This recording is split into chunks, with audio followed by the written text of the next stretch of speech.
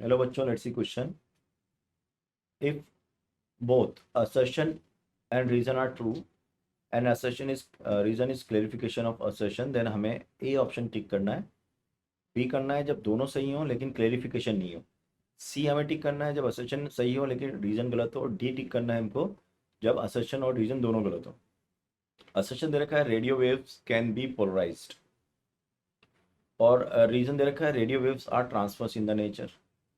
तो बच्चों अगर अपन यहाँ से की कॉन्सेप्ट की बात करें तो हम ये जानते हैं कि कॉन्सेप्ट इसमें अगर हम होगा तो क्या होगा यहाँ पर. It is polarisation.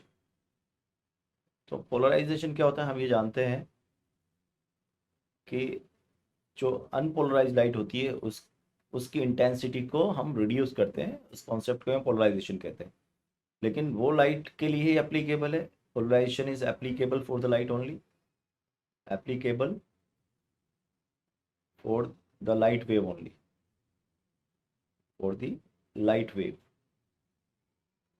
ठीक है, क्योंकि लाइट वेव जो होती है वो ट्रांसवर्स नेचर की होती है. अब हमसे बोल रहा है कि radio waves can be polarised. ठीक है, अब अगर आप रेडियो वेव्स की बात करो तो रेडियो वेव्स जो हैं वो आपकी इलेक्ट्रोमैग्नेटिक वेव्स हैं, लाइट वेव्स हैं, है ना, इलेक्ट्रोमैग्नेटिक वेव्स हैं. तो radio waves can be polarise, ये बिल्कुल सही बात है. Radio waves are transverse in the nature, ये भी सही बात है. तो रेडियो वेव्स जो होती है बच्चों वो हमारी कौन सी होती है. रेडियो वेव्स होती है हमारे पास transverse. Light wave, electromagnetic wave, transverse in nature. तो इसका मतलब इसका पोलराइजेशन हो जाएगा. तो ऑब्वियसली ए ऑप्शन चला जाएगा इसमें, क्योंकि दोनों ही क्लेरिफाई कर रहे हैं और असर्शन रीजन क्लेरिफाई भी हो रहे हैं. जो इसका राइट आंसर हो जाएगा बच्चों आपका.